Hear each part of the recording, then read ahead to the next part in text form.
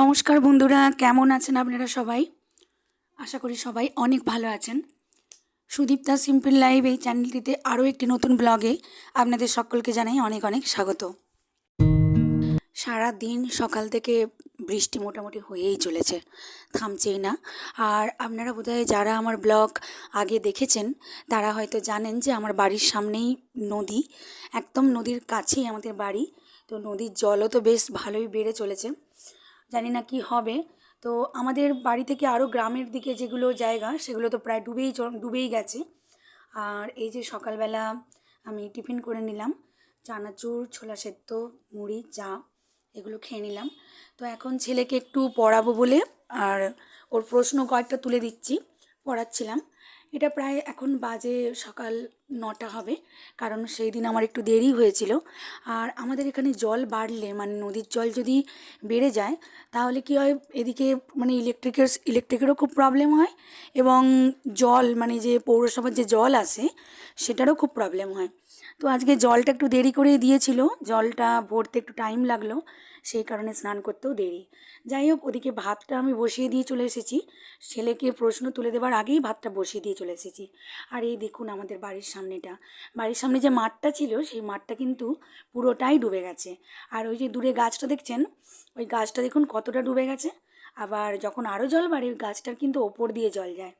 আর এই ছাদে এসেছিলাম একটু জামা কাপড় মেলতে, তাই আপনাদেরকে ছাদ থেকে নদীটা একটু দেখিয়ে দিলাম। জামা কাপড় মেলা হয়ে গেল, তো এখন নিচে যাব রান্না করতে। আর এই নদীর জল বাড়লে সত্যি কথা বলতে আমাদের খুবই অসুবিধা হয়।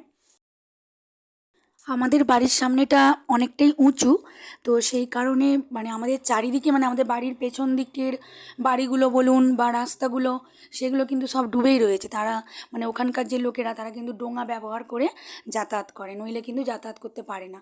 আর এই আমাদের বাড়ির সামনেটুকু দেখছেন, এইখানে রাস্তাটা জেগে আছে এখনও। আর সকালে বৃষ্টি হলেও তারপরেই দেখুন আবার এত রোদ বেরিয়েছে, ছাদটা মোটামুটি শুকিয়ে গেছে। তো এখন প্রায় বাজে 11টা, বেলা 11টা বেজে গেছে। তো এই সময় আমি ছাদে এসেছিলাম, এসে জামা কাপড়গুলো মিলে তারপর আগে দিতে পারিনি বৃষ্টি হচ্ছিল বলে, মিলে তারপর একটু আপনাদেরকে মানে নদীর জলটা দেখালাম। আর এই যে দেখুন আমাদের অপরাজিতা গাছগুলো এত বেড়ে চলেছে বর্ষাতে, জবা গাছগুলো তো পুরো মানে জবা গাছগুলোকে আঁকড়ে পুরো বেড়ে চলেছে। এবার জবা গাছগুলো না নষ্ট হয়ে যায় এটাই ভাবছিলাম। আর এই যে ধন্বন্তরী গাছটা আমি বাপের বাড়ি থেকে এনেছিলাম, সেটাও বেশ বর্ষাতে লেগে গেছে। আর এই দেখুন এখন তো মার্কেটে ঝিঙা পাওয়াই যাচ্ছে না, তো এটা হচ্ছে ঝিঙার গাছ। আর এটা একটা লঙ্কা গাছ। আর ছাদের ওপরে আমাদের কেমন আনারস হয়েছে দেখুন। তো এই আনারসটা আবার পেকেও গেছে, গন্ধও ছাড়ছে। আনারসটা থেকে বেশি বড় হয়নি, ছাদে একটা মানে ছোটো একটা ডিবের মধ্যে মাটি দিয়ে লাগানো হয়েছিল। যাই হোক, যতটা বেড়েছে। চলুন এবার তাহলে রান্নাবান্নায় আসি। আর এই যে আজকে রান্না হবে, আজকে আমাদের এই সামনে নদীর যে জলটা বাড়ার জন্য না অনেক মানে মাছ পড়ছে। জেলেরা সেই টানা জালে করে মাছ তুলছে, আর অনেক মাছ পড়ছে। তো চিংড়ি মাছ আর মানে ছোট চিংড়ি যেগুলো হয় সেগুলো, আর মৌরলা মাছ কেনা হয়েছে। তো আজকে পটল চিংড়ি বানাচ্ছি।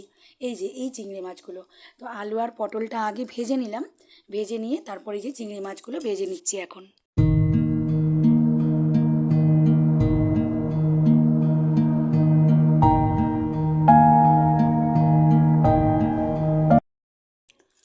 তো চিংড়ি মাছগুলো তো ভেজে নিয়েছি, ওগুলো আগে থেকে নুন হলুদ আর মাখিয়ে রাখিনি, কারণ মানে নিয়ে সঙ্গে সঙ্গে মানে দেরি হয়ে গিয়েছিলো, তো তাড়াতাড়ি করে ওই জন্য একদম কড়াতে তেলের উপরেই দিয়ে দিয়েছি, তারপরে নুন হলুদ দিয়ে ভেজে নিয়েছিলাম।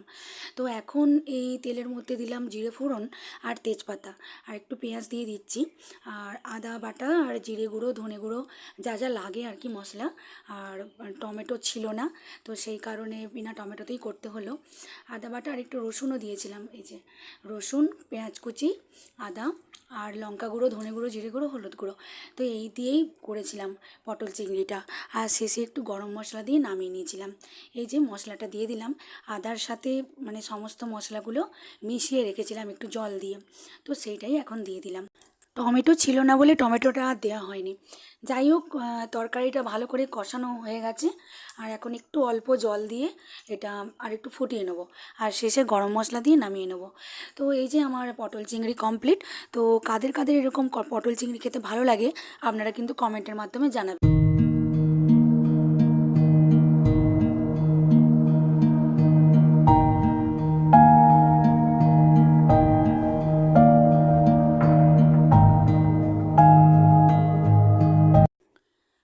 চিংড়ি ছাড়া আজকে আর হয়েছিল এই যে পাট শাক ভাজা, রসুন দিয়ে আর কাঁচা লঙ্কা, এমনি একটু শুকনো লঙ্কাও দিয়েছিলাম, আর পাট শাক ভাজা, আর এই যে ডাল।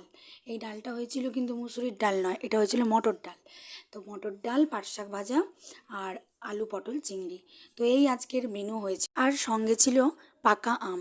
তো চলুন বন্ধুরা, আজকের মতো ভিডিওটা এইটুকুই। চলে আসবো আরও একটা নতুন ভিডিও নিয়ে আপনাদের সামনে। ততক্ষণের জন্য আপনারা সবাই ভালো থাকবেন, সুস্থ থাকবেন। আর যদি আমার ভিডিওটি আপনাদের একটু হলেও ভালো লাগে তো প্লিজ আমার চ্যানেলটিকে সাবস্ক্রাইব করে দেবেন, আর লাইক, শেয়ার, কমেন্ট করতে কিন্তু ভুলবেন না। আপনাদের একটা লাইক আমাকে অনেক বেশি এগিয়ে নিয়ে যাবে এবং কাজ করার অনেক বেশি উৎসাহ দেবে। তো চলুন বন্ধুরা, আজকের মতো টাটা। আপনারা সবাই ভালো থাকবেন। আসবো আবার একটা নতুন ভিডিও নিয়ে।